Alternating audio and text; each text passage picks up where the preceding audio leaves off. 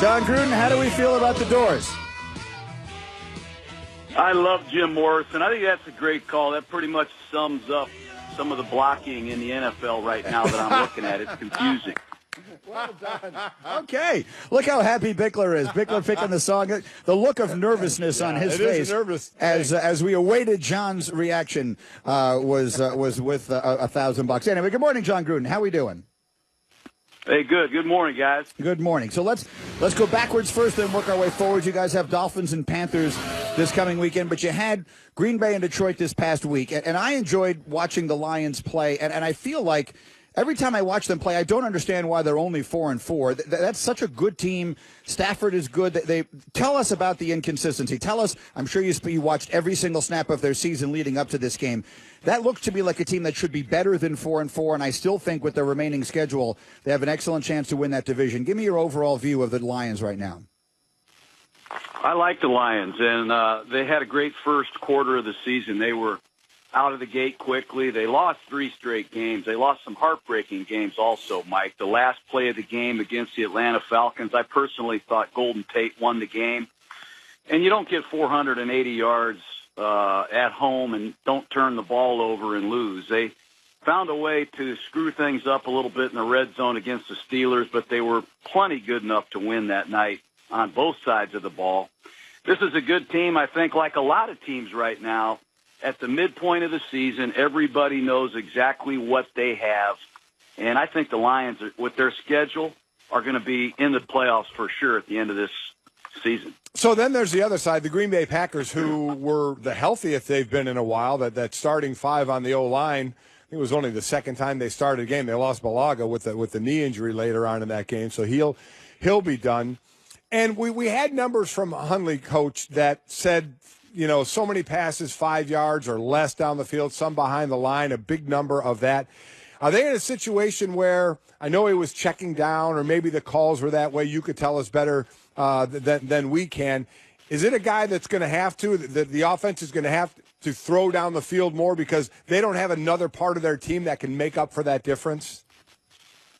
You know what, Mike? They're going to have to score. I don't care how they do it. They're going to have to score more points. Their defense is not what it was. Personnel on defense, not nearly what we're used to seeing in Green Bay. And the offense can't get the ball. If you look at time of possession in our game the other night, I'll bet Detroit had the ball almost 40 minutes. They never punted. And when you're a young quarterback, you got a lot of moving parts. You got a rookie tailback. You need to get the ball back a little bit. And Green Bay just can't get the ball back. Back-to-back home games, Drew Brees, Matt Stafford went into Lambeau Field and took control of the game. But I think it starts with giving the offense, Mike McCarthy, more opportunities so they can do the things that you're talking about, which is play action pass, push the ball, run the read option. You need a couple mulligans during the course of the game so you can make some adjustments on the sideline. Green Bay can't do it right now. This defense is really struggling. And I am as nervous asking this question to Jon Gruden and with Mike Golick sitting next to me as the members of our staff are choosing the songs every week. But I think it has to be asked, which is, John, when you watch the Packers play without Aaron Rodgers and you watch the Texans play without Deshaun Watson and some of the other games that we see around the league, the Cardinals playing without Carson Palmer, you recognize the extraordinary value and the scarcity of these quarterbacks. So I'm not even going to let go. I'm not even looking at your direction as I ask the question. Is there anything we are not currently doing that we could to prevent even further any injuries to quarterbacks, Jon Gruden, because they are so valuable and so important to the game? I think it all starts with the way we practice. I've said it a million times. And, look, the offensive lines around the league they're being handicapped with the way we practice. They don't wear pads. They're only allowed to have 14 padded practices. I think you're allowed to pad up 3 times after, I think, November 1st or whenever there's 6 games left. So if you're Taylor Decker of the Detroit Lions, first-round left tackle, and you've missed the entire training camp, and you've missed the first 8 games, and you've never had a pad on, you're supposed to walk out there and have 3 padded practices and be the solution at left tackle. There's only one team that I know of in pro football today, and this is the halfway point of the season, that has had all 5 starters start every game, and that's the Rams. And everybody's dropping their jaw like, wow, the Rams are on fire, and it's a great credit to them. But the big reason is they've had the same starting 5. And I look at my brother's team, the Redskins. They went up to Seattle last week without 4 starting linemen, and it's the halfway point of the season. It's hard to audible. It's hard to change plays. It's hard to pick up stunts. It's hard to communicate. It's hard to play period. And when that happens, your quarterback takes a lot of lead. You look at the Super Bowl last year. Atlanta had their 5 linemen started every single I expected game. a really professional job out of him right there. We gave him a lot of homework. Well. We gave him a DVD. Great point about the offensive line. It's been made a decent amount of times. We thought were good slices. True. About the practice they got me pretty good. I actually got a little nice little gift bag. Had a meeting with the producer this morning, so it was a long day, long work day. He's attacked this whole assignment kind of what comes like he along attacked with the it. game So of your basketball. Monday nighter is the Miami Dolphins and the Carolina Panthers. Let's start with Miami and really go kind of behind the scenes a little bit with Adam Gase coming out and saying what he said about really the offense, and guys maybe aren't diving into the playbook enough and have to understand the work ethic, and Jay Jai gets traded. So you know where that relationship first time was. Out, I think I did a pretty good job. How is Adam Gase to keep that, forgetting before you even get on the field, off the field, keeping that locker room in one piece? That's a real challenge. Sometimes you just don't have the right chemistry in the locker room. A lot of people come here to support me. I got a long. On the coaching staff, a well-documented assistant coach was released. He had a problem, a real problem. And that's your offensive line. That's your coaching staff. That's Rondo not is good so when you go to a team meeting the next day, Mike. They had a problem with Lawrence Timmons. I don't know what happened. I don't know the story. I think it's very rare people get to see the real Rondo through the prism of the media, and this is a great opportunity for him to speak directly to Celtic right fans. now, We're all speculating all the time. Good Which Rondo? 75%, 85%? loss. Give me a number. This is just a team that started by losing their quarterback. They bring in Jay Cutler out of the broadcast booth. The hardest thing when you From do day one, it's been a real problem. I think a real challenge is still going on in Miami. Dolphins and Panthers again the Monday nighter this coming week, 8:30 Eastern, as always on ESPN. Around the league a little bit, I really would like to get your perspective on what's going on with Jameis Winston. You mentioned that you would run into him in a restaurant recently. You live there in Tampa, so you're close to the circumstance with him. And we saw the action that he took on the sideline the other day that almost felt like it certainly did ultimately provoke what happened with Mike Evans. And a lot of people were basically saying, to sum it up, what is the starting quarterback doing, poking his finger into the back of a defensive player and all of that? A lot of people have also been making a big deal about his pregame motivational speech, which just seemed a little bit odd. What are you seeing in Jameis Winston right now, and what is your perspective on that? John, it's been a pleasure. Thank you. Thank you for bringing up the idea. No problem. We'll make that happen again. All right. Well, Mike, I think it's just bad for football. And I'm stunned by it, honestly. I think he's just so emotional. If you know this kid, I know it looks bad, but he is a great kid. And he really, really wants to do well. And he's doing everything he can to inspire his teammates. And sometimes it turns some people off. And I think he needs to tone it down a little personally. I've said it before. I think part of the problem with Winston early in games is his heart is beating as fast as mine.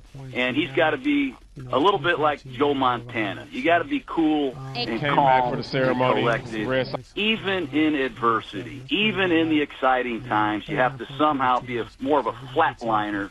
And I think he's got to learn. He's still a very young quarterback with a lot of ability that's fighting through an injury. Their team is not playing well. But I think he needs to take advantage of some time off. You found out that they not only made it to the World Series, but won. Were you watching it? What was going through your head? And one more for you, John, to finish it on a positive note. You were at one time the wonder kid of the NFL, head coach of the Raiders at an incredibly young age. You look at what Sean McVay is doing right now with the Rams at the age of 31. He comes in there, obviously, with a mandate to turn Jared Goff around.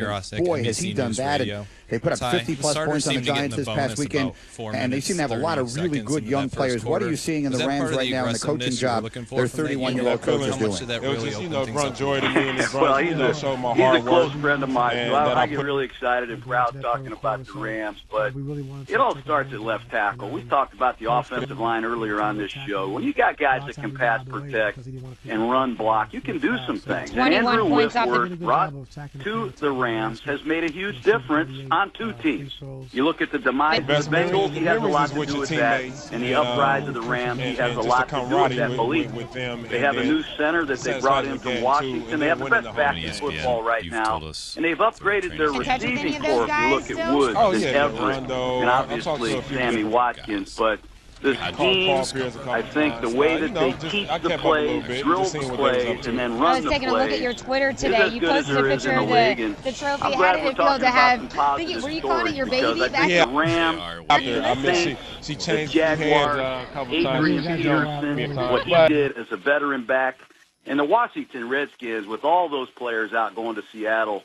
I mean, there were some great performances last week, highlighted by the Rams. No question about it. All right, and John, as we let you go, I'm going to let you make the call on this, and Golick, you as well, because we've done a little investigation. So I told you Bickler looked nervous he did. At the song that he chose, but I have now been told that he selected that song because he went to the Gruden's Groove channel on Slacker and saw that song was on the playlist. So my question is, does that constitute A, good research, or B, cheating on the exam? John, I'll let you make the call. Which one is that? That's just great research. I mean, that's just downright tremendous behind-the-scenes effort. Give him a sticker for his shirt. That's outstanding. All right, well done. I agree. The staff is disagreeing. They want him crushed. No, I agree. Crushed. You make Jon Gruden happy. However it happened, it was the right way. Okay. We'll do it again next week. Thank you, John. Thanks, John. All right, guys, have a good one. Jon Gruden, Dolphins, Panthers next Monday night. He's on the Shell Pennzoil Performance line, taking synthetic motor oil performance to a whole new level. Make the switch to Pennzoil Synthetics today. Yeah, John has the channel Gruden's Grooves on Slacker. And so, is that right, Bickler? You just looked at like a playlist, or how did you, what did you do here to orchestrate this little con that you pulled off? Just hard work. Just hard work. He's getting it done.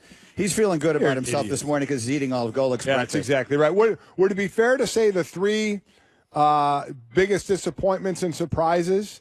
The surprises would be the Saints, the Rams, and Jacksonville. The positive surprises would be the Saints, the Rams, and Jacksonville. Yeah, sounds right. And then on the negative side would be the Giants, Tampa Bay, and the Denver Broncos. Yeah, I mean the Broncos are what, 4-5? 3-5. 3-5. Yeah. Yeah. I mean, there are some other ones that aren't quite as jarring. Like, I thought the Raiders would look like one of the best teams in the league. They're not. I thought the Jets would be the worst team in the league. They're not. So, that, there are some that don't kind of jump out at you in the way those outliers do. Yeah, no one can argue with the teams that you're listing. And then there are some teams decimated by injury. I mean, right. Those I leave out. Like the Packers and stuff like that. You can't count those. What they are. We thought other teams.